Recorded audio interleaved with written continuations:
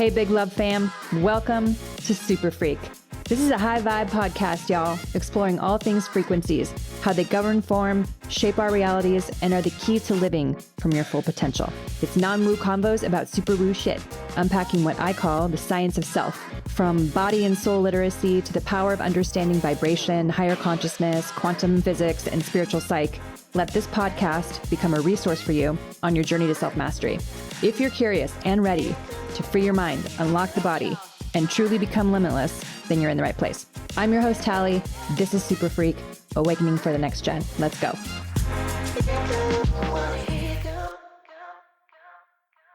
Okay, a slight disclaimer. When I recorded these episodes, I wasn't sure if there was a term for the wounded empath out there already, or if distorted empath was actually being used or not. So it turns out that there is, right?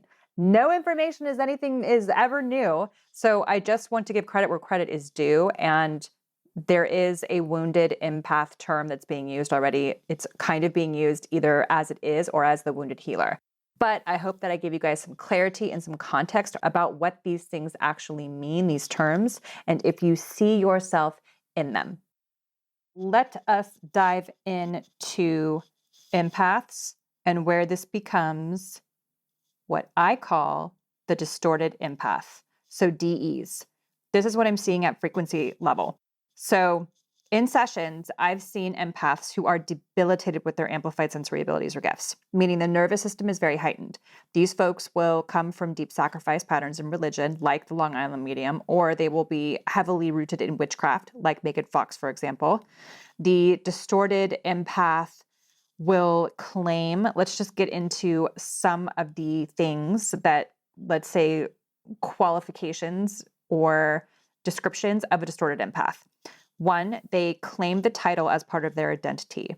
I'm an empath. I can't do XYZ. They run the I'm So Special program. So this isn't a knock on you guys if you're listening to this. I'm just saying that pay attention to the people who are in the spiritual community who just die on the hill of being just so gifted and hypersensitive, and that there's so much of an empath that they absolutely cannot do X, Y, and Z. That's not normal. So the I'm So Special program is literally somebody who runs extreme levels of imposter syndrome. Imposter syndrome is looped in with people pleasing, which leads to the third one, which is they don't have any boundaries. And it's just a whole lot of self-value, victim, and lack pattern going on. DEs are constantly putting their abilities above others, or believe that their gifts are so divinely inspired that their lack of boundaries are just something that come with the territory. No, not it. Fourth, they leave their bodies to get information. This is a big one. Okay, I have helped a few narcissists with this, and empaths that run nuanced narcissist. I will refrain and say it this way. Typically, an empath will come from a narcissistic parent. This is where I can have a tremendous amount of empathy because it is very hard to have abilities that are not honed yet. Think that they're one thing and then acting on those things and then having them deplete you. So it can become a reflection of a narcissistic parent dynamic. I will say this also. When you leave your body to get information and you're an empath who reads, you're depleting your own energy and you're allowing your vessel to be empty for a period of time. And if you don't have any boundaries, coupled with I'm so special, no boundaries, you're just going to be a dumpster for everybody else's shit. So you will be able to take a handful of sessions and then you're just wiped out afterwards. The more efficient way to work with people is to learn spatial referencing and how to stay in the body and expand your awareness. And I've helped people do that in sessions. And I am curious to see how many of them are faring now, having tweaked the mechanics of how they actually use their gifts. Gifts should not deplete you. They really, really shouldn't. And the best teachers are the best students as well.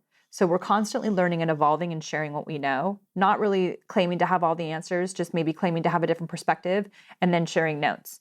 If leaving your body is really working for you and you're happy about that, then fantastic. But I will say that you will eventually cap out and tap out at the levels that you can reach, because being embodied is like fundamental to expansion. It's inner expansion. If you don't know how to render yourself in the body and be an embodied person, that's what non-locality in a local focal point is. We're non-local awareness becoming aware of itself in form, in density. That's why Earth experience and Gaia is so important. There's nowhere else to go. Gaia is it. Gaia is home. Once we figure that part out and we love the experience of this, then you really start to accelerate. And things just present themselves to you, and magic just presents itself to you because you're in the vibration of magic. I'm going to talk about the narcissistic parent dynamic because this is a tricky one. So coming off of that episode that I had before, all about narcissism, I went into a lot of that. But empaths that come from a narcissistic parent pattern that behavior based off the gaslighting and then eventually become a close version of the MP or narcissistic parent. So this is where I came up with this other term. So first you have the distorted empath, where it's running very, very close to narcissism because there's some ego involved in it. I'm so special. They put themselves above you. There's always a hierarchy going on. The other thing I've noticed, the wounded empath, so the WEs. This comes from trauma and has conditioned or trained the nervous system to dress rehearse tragedy. So it's amplified to the point where you take on other people's BS, dead people, entities, hitchhikers, foreign information, other people's energies, and your field around you, the spirit body, is just littered. And you'll will probably go in cycles. So the wounded empath will present with these types of behaviors. They're also people pleasers. No boundaries, so very similar to the distorted empath, but the lack of boundary comes from a trauma response. They're literally afraid to cause ruffles. They don't want to ruffle any feathers because in the past, if they have, it was met with not really great responses. The next thing wounded empaths present are the caregivers. Caregiving to the point of self-sacrifice. So it's okay, I am just going to do this now, and it's what I've been called to do. They're the ones who take care of everybody around them, and they justify their own value based on how much they can give others. This goes right into the over-responsibility pattern. So typically the wounded empath are very highly adept at performing. So they know they're very high achievers. They know how to come in and master something. They know how to earn. They're highly self-sufficient. So not only are they caregiving and coming up with all the systems and everything is like by day, there's checklists, like let's say they take care of a parent and there's, pills 6 times a day, there's timers. You guys are very well adept at being able to handle everything around you and get that shit done with high levels of efficiency. The over-responsibility pattern, you see this a lot with the firstborn, or you see it with a sibling that maybe this is where it gets really interesting. So just follow the bouncing ball on this. You'll see a sibling in a multiple sibling dynamic where the sibling is very similar to, let's say, an older sibling. Okay, so let's say you have child 3 out of 5. Child 1 is the older child, but they present as child 3. And then you have the child 3 that takes on the over-responsibility pattern and acts like child 1. So you have sibling sequencing that ends up getting disordered. Typically, 2 out of those 5 siblings will run a twin frequency, or they'll be really close. And there was an agreement as to who would come in first, but there was some distortion coming into the body and they actually switched. There was a switch that happened in the dissension. I know this sounds kind of crazy, but I've actually seen this before where I was like, I don't get it. Are you older or who's the younger one? And they're like, well, everyone says we're really, really close and we're extremely close and we're not close in age. We're 3 years apart, but we're really, really I was like, yeah, you're like twins, like best friends. She's like, yeah, we're just so close. And she's kind of figuring out what she wants to do, or he's trying to figure out what he wants to do. And I really have taken on all the responsibility of the parent. I like lead all the conversations. I make sure all the financial, and I was like, wow, that's so wild. There was literally like, they almost switched souls, like almost like a walk-in, which I'll get into on another podcast. But anyway, so going back to the over responsibility pattern, another wounded empath behavioral pattern will be self-blame or shame. It's my fault. I didn't do enough. Coming from a lot of lack. They lead with martyr. I've got to go rescue my friend who has just had XYZ happen to them. You get hijacked from others.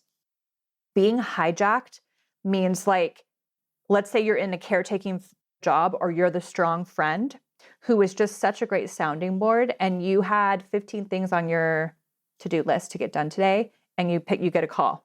You get a call from a sibling, or you get a call from a friend, and they don't even ask you if you've got a minute. They just launch right in to what's going on for them, and you just listen and you take it. And an hour and a half later, they're off the ledge, you're behind. How many times does that happen? This is the wounded empath, okay? This is someone who has allowed their time, energy, resources to be hijacked by other people. This is lack of boundaries, this is self-value, this is a whole lot of stuff going on underneath here. Martyr frequency, sacrifice, people-pleasing, big time. People pleasers are constantly looking to fill a void. A lot of people pleasers have and run the void frequency from the paternal side, not being met or not valuing them or seeing them if they're female. And same thing with men. My male clients will have either a female frequency that has raised them, but they run, or a mother that's raised them with masculine frequencies. So they have been coddled and nursed, and they have no idea how to actually be a man, and they have no idea actually how to sit with that. So they have this huge vacancy. This is wounding. This is trauma. And these things manifest as all these nuanced type of behavioral patterns between the empath and the narcissist, etc. Last thing that I've seen with the wounded empath is they become the garbage pan for everybody else. So the wounded empath usually comes from abuse.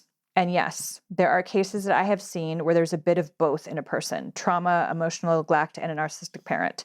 They constantly haven't had their needs met. And as a result, they've done their best to try to do that for themselves. And it kind of ends up manifesting in addiction, manifesting in mental health issues, bipolarism. It can even manifest into schizophrenia, psychosis, things like this. It just is a lot. We're not met in those formidable years.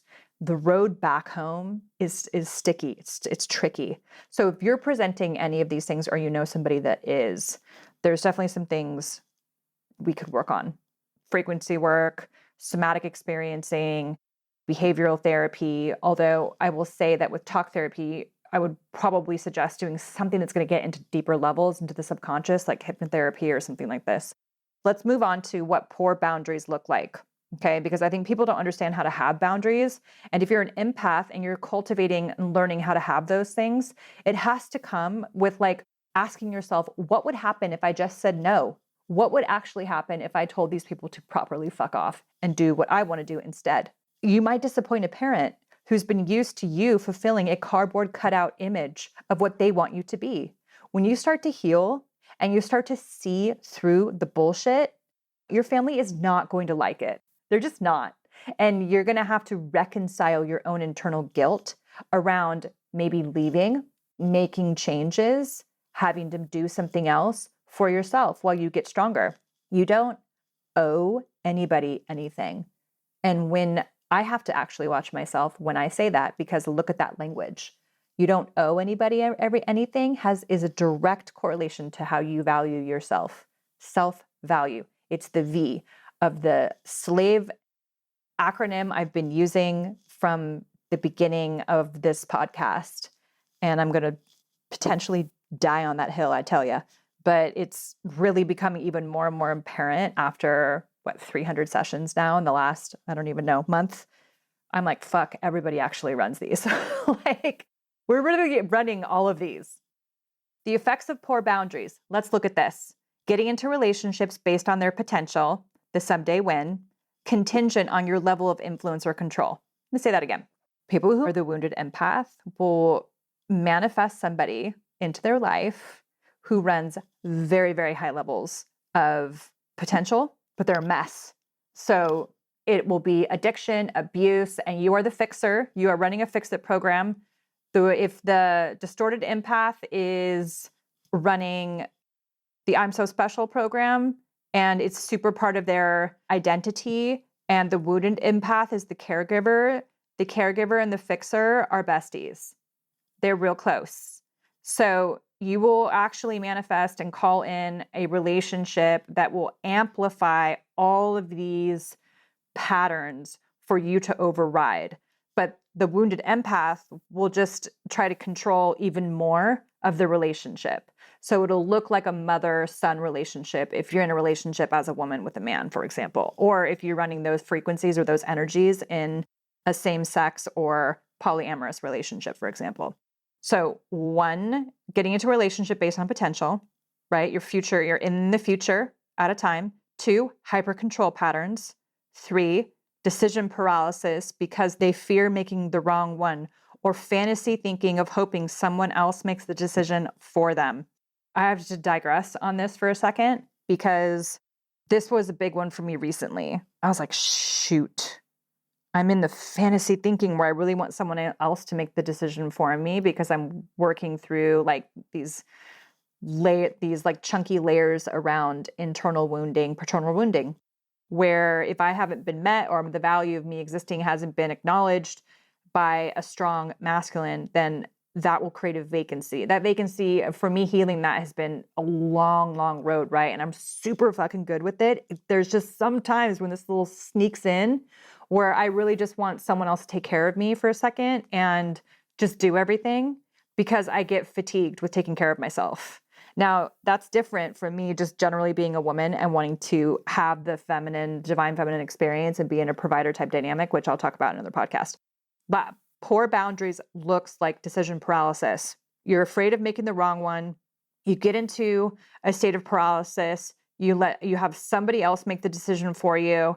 And then that actually gives you a pass on having to practice having better boundaries for yourself, self-protection, self-respect, etc. Okay, next one, hyper-focus on other. If you have a child that has special needs, for example, it might be because you came here to learn how to have boundaries. Not boundaries with the child, boundaries with yourself. Like understanding what it means to not run self-sacrifice or control patterns or future tripping patterns. So the reason why I say this is because I'm starting to see a new pattern emerge with mothers that are coming to me with children with special needs. And that's ASD or either bipolar or severe depression or severe levels of codependency. Codependency in teens particularly will turn into crazy levels of narcissism, like Succession level. HBO Succession level narcissism, where it's manipulative, it's codependent, where the mother and the daughter will be just hyper besties, or the mother and the son will be coddled and at the hip and super besties, and it becomes a dumpster fire. It becomes a mess. So hyper focus on others. If you have a tremendous amount of control patterns and you're looking at how to establish boundaries and self-respect, that is probably the reason why you are being presented with a child that has needs. So I know that may come as very unpopular information, and I might be really unpopular right now, and it might be kind of like mind-blowing. Believe me, there's something to this because it's like another hypothesis I'm setting up for the book is I'm like, wait a minute, what is this? And I've seen enough now in sessions where I was like, there's an emergence, there's a pattern. So to be continued on that one. Saying yes when you want to say no. People pleasing and fear of looking bad. Abandonment of self and denying self-interest and wants because of fear. Here's the rub. There's usually a huge payoff for being a people pleaser. If you are a people pleaser and you're just seen as super chill, easygoing and low key, self-sacrifice and martyrism at its finest, let me tell you. I know there's people who are like, I don't know why she's just like, how is she just so chill all the time? Believe me, there is a silent storm in there. And that shit is going to come out sideways somewhere. People pleasing, abandonment of self, and denying self-interest because you fear of like ruffling feathers and challenging the status quo is like the example of having actually poor boundaries because you don't respect yourself. Now, that's not to say that there are just people who are naturally on that chill and have regulated nervous systems and are wildly healed. I'm not talking about that. We're talking about coming off of the wounded empath, right? Like when you are cultivating and developing a strong sense of self, these are things are going to come in to challenge you because that's where we learn. The pain becomes a guide for us. People who have poor boundaries are highly skilled at keeping the status quo and not ruffling feathers if you're coming from a wounded empath dynamic. So if you have trauma and you're coming from trauma, you do not want to ruffle feathers. You do not want to challenge the status quo. You will become the matriarch of your family. You will become the strong one. You will be forced to grow up earlier. You will not talk about your needs necessarily. You will have silent bouts of emotional rage kind of by yourself. You may, and even if you're partnered, you will take care of everyone around you and you're just going to get it. The whole thing is like getting it done. I just need to get it done right now. I'm keeping the long view. It's the someday win. In the future, when I have time, I have 5 more years, 6 more years of this. I'm going to finish, I'm going to get to myself when the kids are out of school or I'm done doing this. And then all of a sudden, your life has gone by, over half of it, and you're just at the beginning of unpacking some really heavy shit. That's rough. Because the longer you wait, the more those patterns ingrain. And the longer you wait or ignore or bypass, you spiritual bypass, you create all of this workaround, the more that you actually create and confirm those programs. And it's heavy. It gets really, really heavy. So here's how these complementary frequencies shape up. There are complementary frequencies to all of this. Someone who can't handle conflict will attract a people pleaser who loves to accommodate. And the people pleaser will attract someone who can't handle conflict to validate their she's so great, so accommodating, and chill perception that is really low self-worth, non-deserving, in disguise. Connecting children with disabilities to parents who came to just transcend control, self-sacrifice, and poor boundary setting. This is kind of like a stream of consciousness I had in my notes. Not setting the boundary with the child, but in others' areas of too much, smothering, enabling, and codependency. I know I mentioned that a little bit just a few minutes ago, but I think it's important to reiterate as just a note, something to look at. Another complementary frequency. Again, to repeat, someone who can't handle conflict will attract a people pleaser who loves to accommodate. And people pleasers will attract someone who can't handle conflict to validate that she's so great, she's super chill. It becomes the inverse. It really does. This is where it becomes really interesting. Going back to these types of empathy, where they hold different value structures, whereas the idea of having cognitive empathy and not emotional empathy leads to nuances and labels like the dark empath.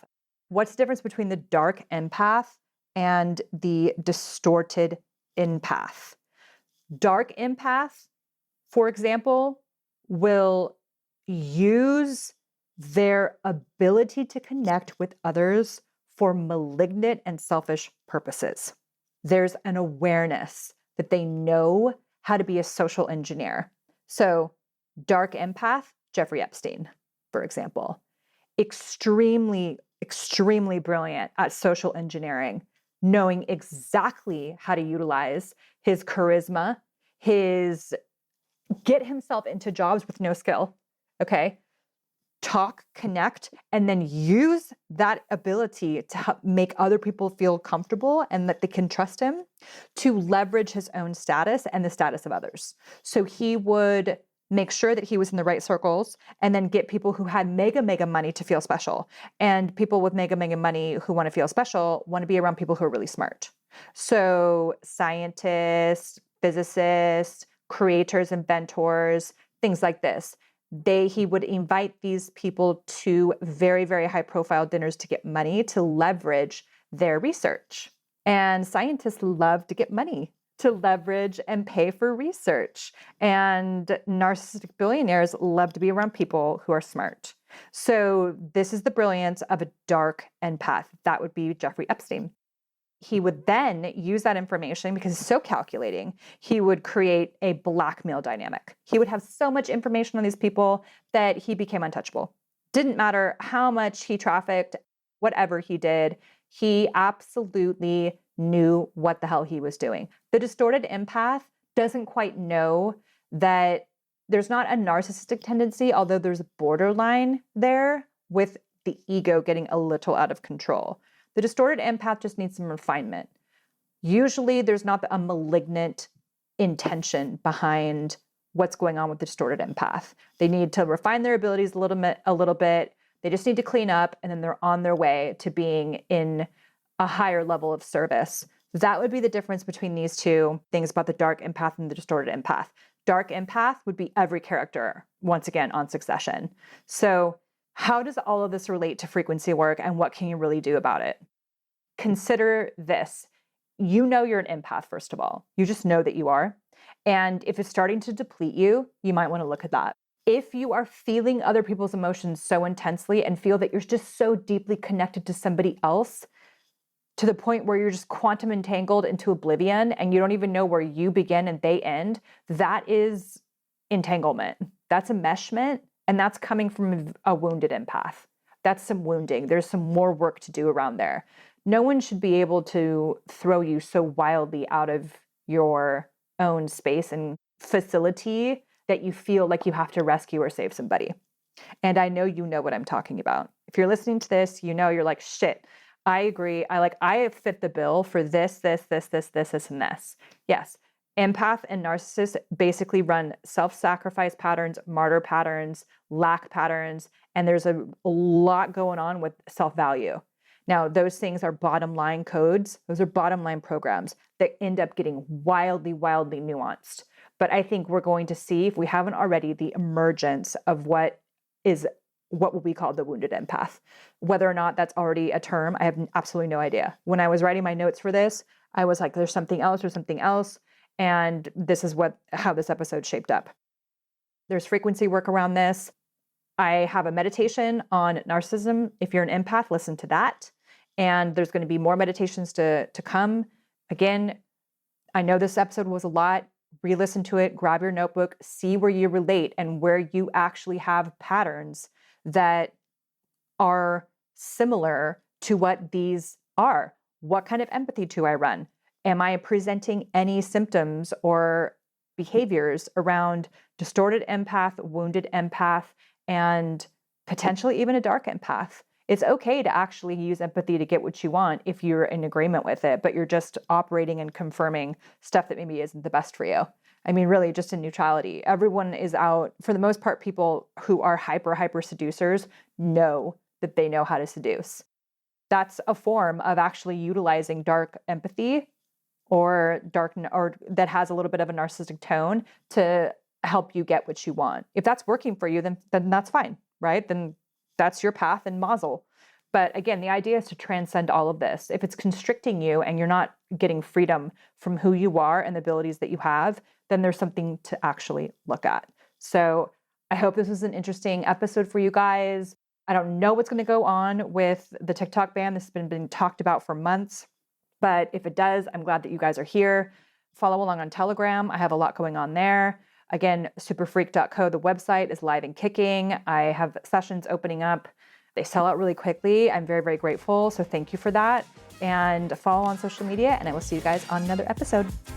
Thanks so much for listening, you guys. Please make sure to leave a review and follow the fun on social media because that's how it works in this world. And in the meantime, get your freak on. I'll see you in the next session.